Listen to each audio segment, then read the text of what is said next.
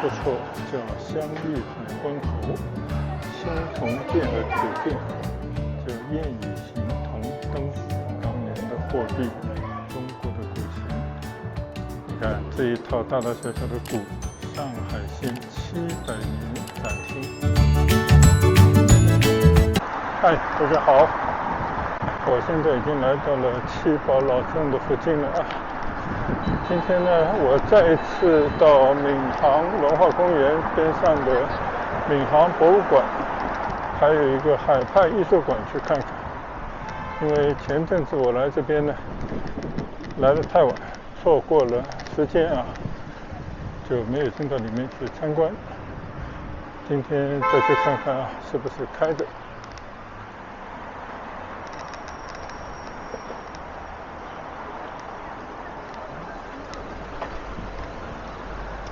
现在呢，我经过富强路，左侧呢就是七宝老镇的牌坊。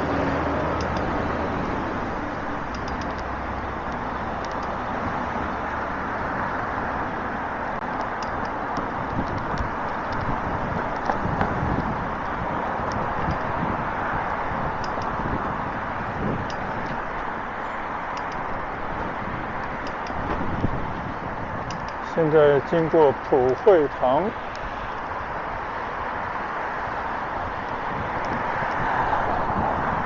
这边也做了冰水的步道啊。我的左侧呢就是七宝教室的正门，再过去一点呢，左侧还有一个七宝老镇的牌坊。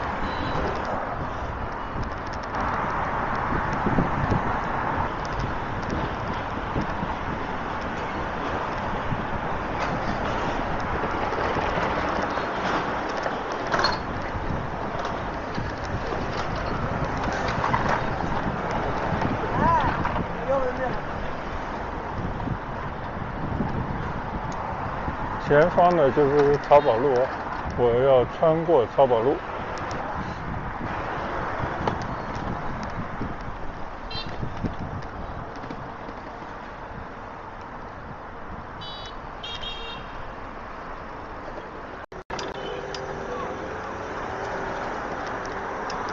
现在呢，我骑过漕宝路，我看这个马路的左侧呢是宝龙集团，而我的前方啊有个宝龙美术馆，门前的那个金属的张牙舞爪的昆虫的一个塑像。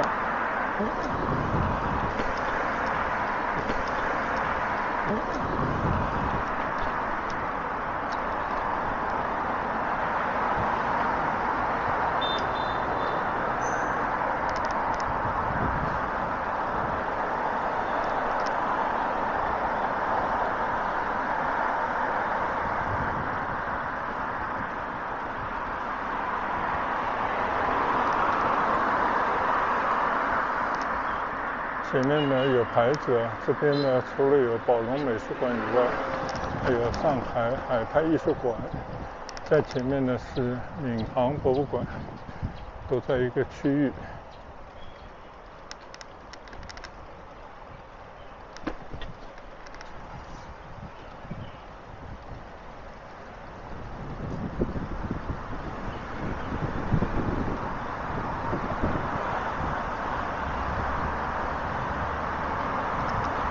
左侧的一大片呢，就有点像这种旁的新城啊，一个区域。这个附近应该是3馆并存的，就是这个艺术馆、博物馆和美术馆。我的左侧呢就是闵行博物馆了，前面就是我上次来过的文化公园里面的一个大湖。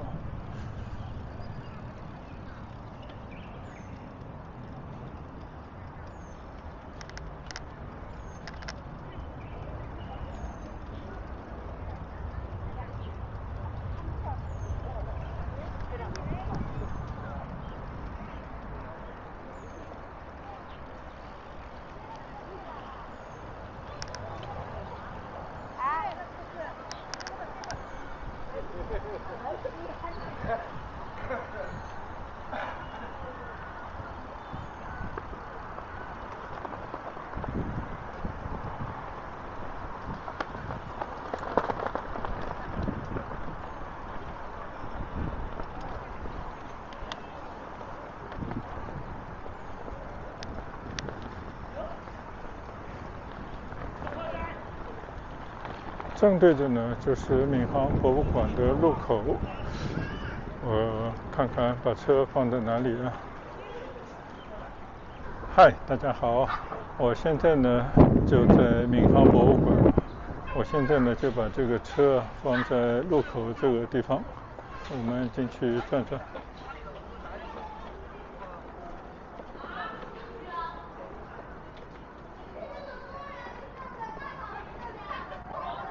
过去啊，要过去啊，好，我们走那边过去。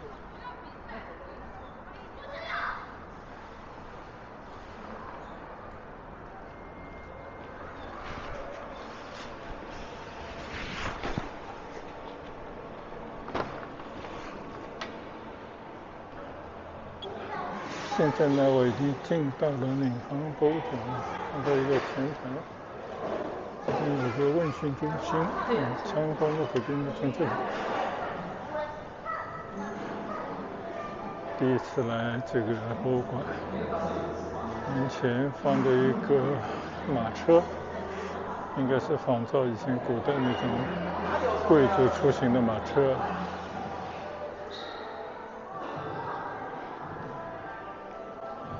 今天应该有一个展不错，叫香玉海昏侯，是西汉刘贺墓精品文物展。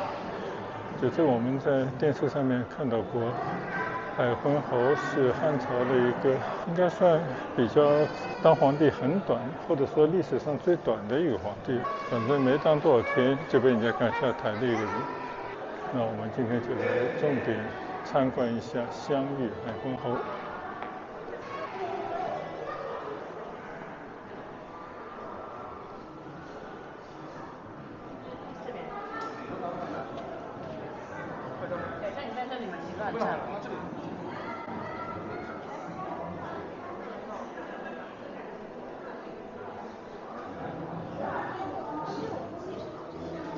这里有点暗啊，可能看得不是很清楚。他介绍了一下海昏侯国啊，其实它就是一个封的诸侯，相当于现在的南昌市，总之就在南昌周围的地方。这些都是从他墓里头回放的一些文物。当时的诸侯呢，就是一方的土皇帝，收罗了很多奇珍异宝，死了以后呢，还要荣华万年，全都陪葬入土。这边专门有人介绍当时衣服的一种描述，出土的古剑、青铜剑和铁剑。青铜剑保留完好，铁剑已经锈迹斑斑，这是剑上面的一些装饰品。你看啊，当时在这个建筑物上面呢，有很多的这种纹，是有级别人才可以用啊。很多的建筑材料上面，像瓦当等等，这上面都会有这种预示着吉祥等等的这种纹。出土的当年的货币，讲的一段历史，就从汉武帝开始呢，罢黜百家，独尊儒术。从此中国社会呢，就把儒术推到了历史最高的地位，一直流传2000年。这里就在放的是一些跟孔子有关的事迹了。你看，过了2000年，这个墙上还是以宣扬孔子，还有他的学生，以及他的儒家的学说。当时的一个青铜灯，造型还是非常别致优美。这应该是一个香炉吧？这是当年的漆器。这些是铜炉。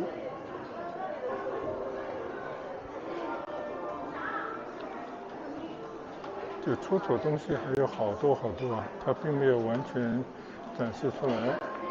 其中跟生活有关的、跟医疗相关的等等，还有很多呢是一些满族雅趣的文物。这个东西叫居，这个大家都认识，铜的编钟，在中国的很多大墓里头啊都有出土。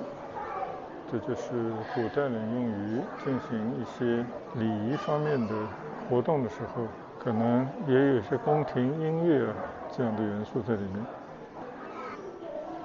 这边专门有介绍，就说西汉贵族府内蓄养一批能歌善舞、且擅长乐器的艺人，所以呢，在他们这些宴请的时候啊，就会进行表演。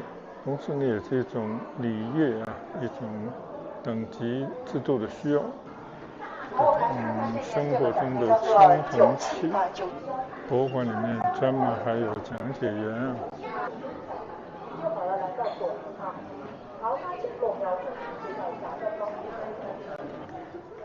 这个青铜壶啊，它的分量，因为它是鎏金的啊，这个造型别致啊，叫燕羽形铜灯。你看一个大雁，嘴巴叼了一条鱼，形象非常的生动。但实际上它是一个铜灯，另外一种形态的青铜灯。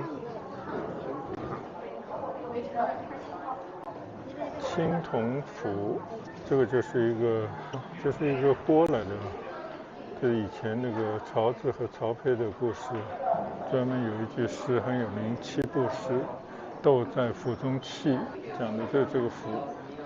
这些都是马上的东西啊，这是马的装饰品，叫青铜棒炉，都是鎏金的。可能普通老百姓最喜欢吃瓜的就是从这个墓里发掘出来的金锭。可以想象，古代的一个王，他的财富也埋到墓里头的就有那么多。在这个显得有点昏暗的展示里面啊，真的好像走进了古代一个帝王或者一个诸侯王的生活。他死了2000年，但是他的财富啊，埋在地下也重见天日，现在就成了普通老百姓在这边来参观的一些物件。所以由此呢，也可以回味一下当年中国古代2000年以前。好了，我现在呢已经从海昏侯这个展区啊出来了。现在我的对面呢是中国民族乐器文化展厅，这个我觉得可能更轻松一些，更有意思一些。这几千年来的文化发展啊，音乐可能是非常独特的、抽象的一支，它不像文字，不像绘画那么直观，它是用音乐。刚刚我们在海昏侯这个展区里面也看到很多的扁钟，有些呢是宫廷的乐器，但是我相信呢，更多的应该是民间的乐器。好，我们来参观一下这个展馆吧。这个是以前随葬品啊，都会有一些这种石雕、砖雕，在这些砖雕或者石雕的上面呢，刻画着很多古人啊运用乐器的场面。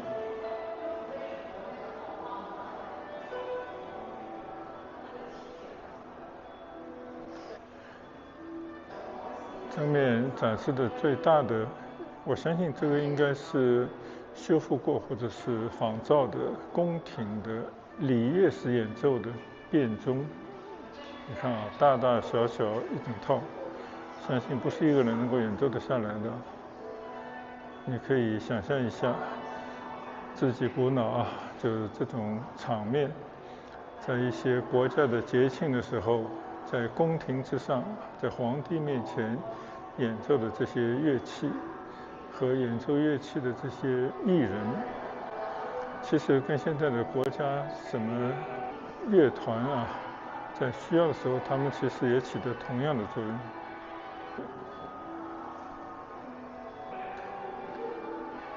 但是这些呢，可能就是从战场上演变成民间现在应用的这些大鼓。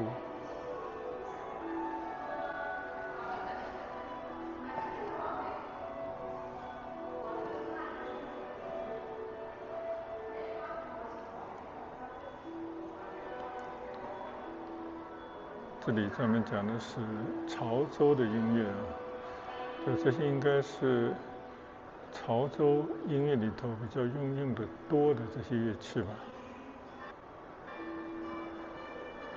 这个很有意思啊，在上海市潮州音乐研究会啊，专门有这么一个研究会。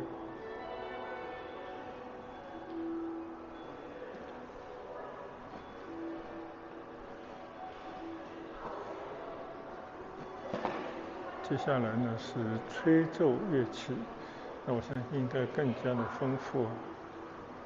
从最早的古代的那种骨笛，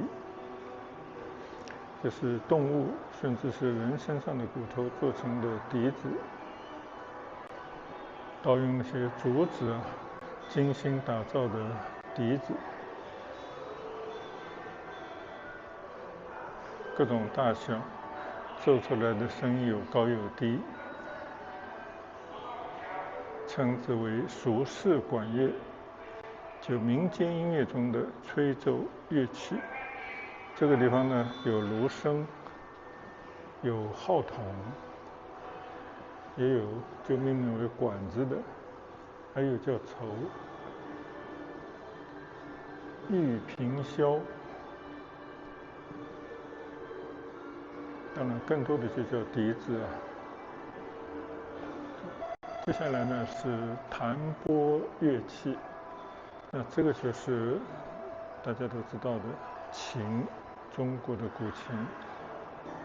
一听说中国的琴呢，就想到高山流水。还有呢，就从西方传来的琵琶。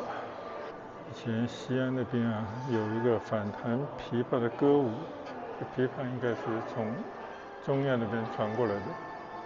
这些呢，就是各种各样的，我相信都是从中东西方传来的各种各样的琴啊。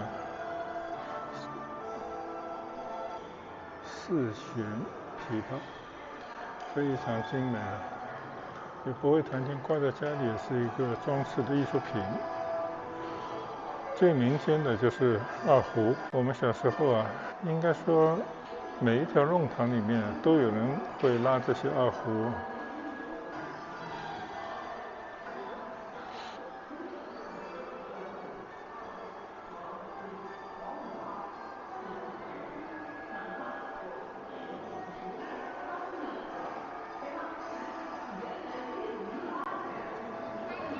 这个像大提琴一样的东西啊，居然也是中国的民族乐器。这边展示了很多像扬琴啊、木琴啊、鼓啊，各种各样的乐器。不但有实物，还有一些著作。但是我们非音乐人士可能也搞不明白，看看热闹就好。但不管怎么说呢，这么走一圈，你也了解在中国有多少的民族乐器。有了这些成套的乐器呢，就可以演奏出各种精美的音乐的花章，有些流传千年。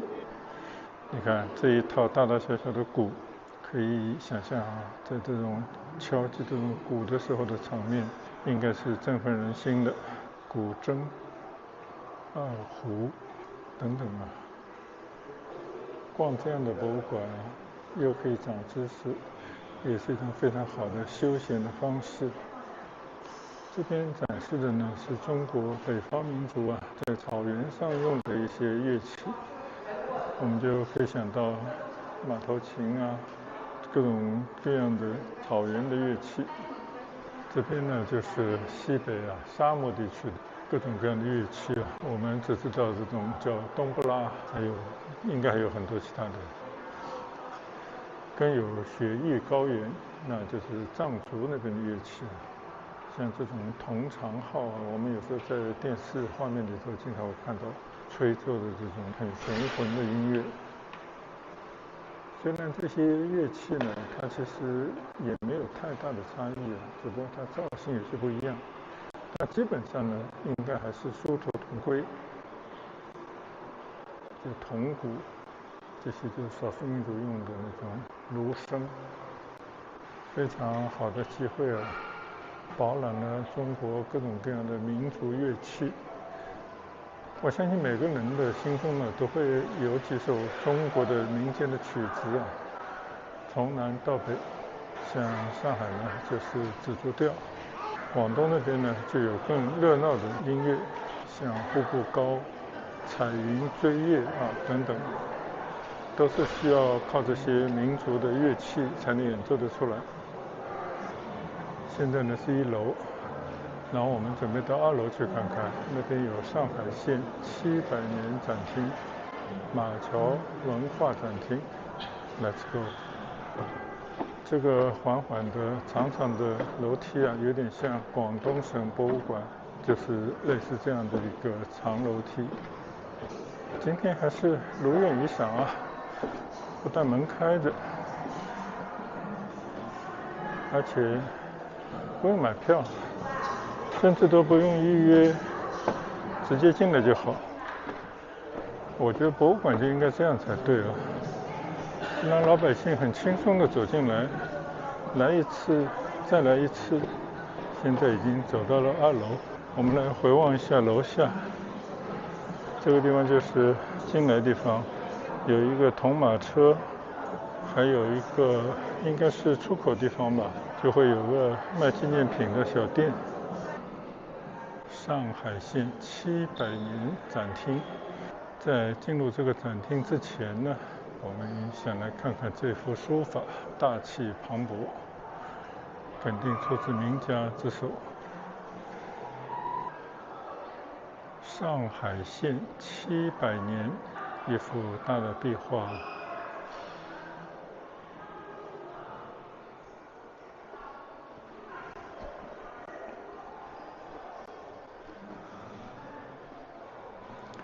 应该从这边看起。上海县呢，以前就是介于上海市区和闵行之间的一片区域啊。其实新庄就是属于上海县的。上海旧名华亭海，又称上阳或海上。北宋时呢，亦有上海坞。到了南宋的时候呢，就设为上海镇。到了元朝，上海立县。这个之后呢，就不断的发展。到了1843年，上海开府，国门初开，西风东渐，科技制度思想文化陆续传来，工厂银行学校书局纷纷涌现，更创造出了前所未有的繁华与绚烂，并成为中国革命的重要基地。1928年县市分治，上海特别市成立，上海县成为郊县，功能发生转变，乡村面貌初步改观。新中国成立以后，上海县发展成为上海的农副产品生产基地与工业卫星城，贡献卓著。1992年，上海县与原闵行区合并，成为新的闵行区。700年上海县历史宣告结束。上海县城隍，城隍呢，就中国民间的城市保护神。明洪武年间，上海县人秦玉伯被追封显佑伯，为上海县城隍镇堂，历明清2代不变。我在这边要说明一下的，这个秦玉伯是我们秦家的前辈了，应该跟我们的家族是一脉相承的。现在的上海城隍庙在豫园旁边。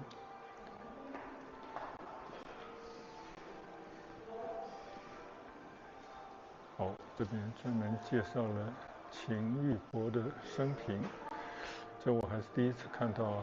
秦玉伯1296年到1373年，元末明初上海县长寿里经浦江镇人，原籍扬州，北宋龙图阁学士，著名词人秦观少游的8世孙。相信呢，上海的著名电影演员秦怡也是他的后人。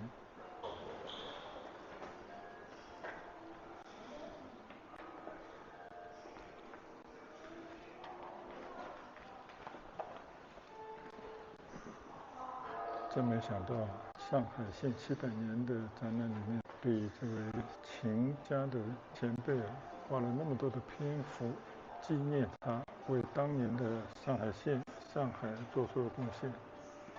你像这个，我上次专门去三林中学看过，就是秦玉伯18世义孙秦希田，就是创办和经营三林书院，就是现在的三林中学。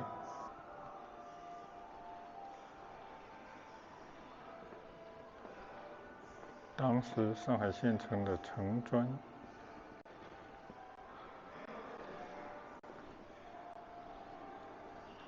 到了宋代，到了明代呢，上海市政兴起，普通人家用的一些瓷器和其他的一些物件。中国古代城呢，都有城墙，都有护城河，有城门，有吊桥，江海通经。到了明清时代呢，上海就开始变身。从清康熙中叶开通商，直到乾隆晚期，上海作为江海关所在地，为日本安南方的闽广等地船只停泊之处。到了康熙年间，江海关的税额定率为23016两。上海从明清以后呢，就成为中国的经济重镇。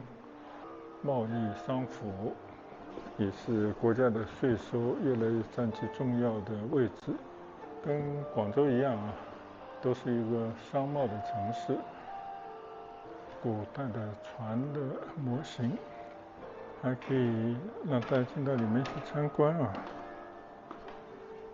这边有很多帆船的模型在里面，这个已经在船的肚子里面了。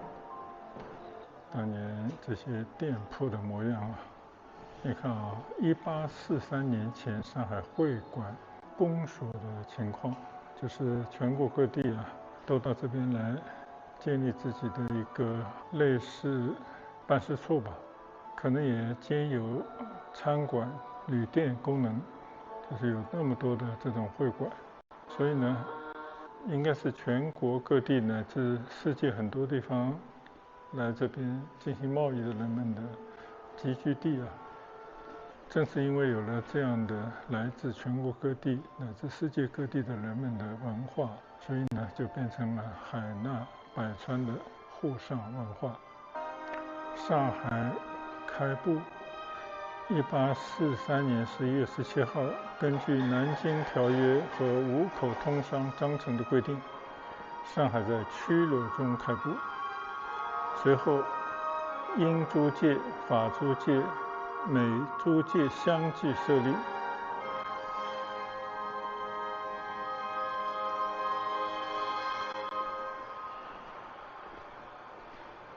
随后呢，社会风气为之一变，这个有辛亥革命，慢慢的上海就有了新式的教育，南洋公学就是交大的前身，开始引入了图书馆、博物馆，就使得普通人都可以受教育。而且西方的印刷术输入中国以后，慢慢就有了中国很多的书局、报刊、出版社。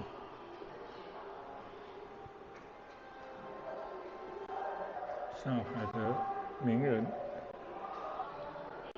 渐渐成了繁华之都，发展航运、工商、金融以及近代的工业，同时市政建设使得这个城市的面貌有了翻天覆地的变化。这里在播放18多年的外滩的景象。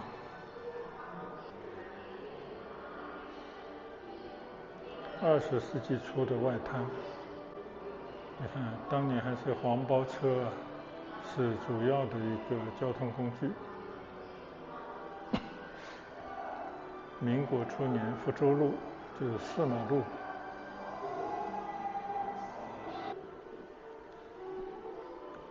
这个我们在砖桥看到过一个模型就是沪闽长途汽车。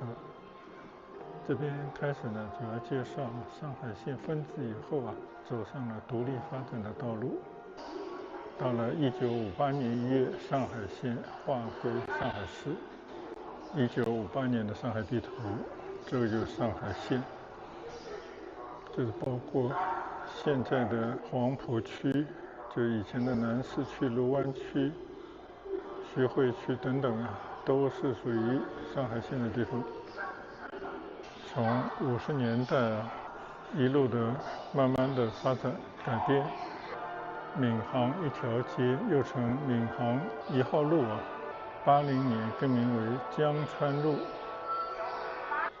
当年的自行车，这是凤凰的，这些车不仅仅是人骑，更重要的它还负担着运送货物所以每个人都会有载重物骑行的本领。城隍庙、大镜阁、江海北关、七宝塔、七宝天主堂、闵行饭店、锦江乐园、闵行电视台等等。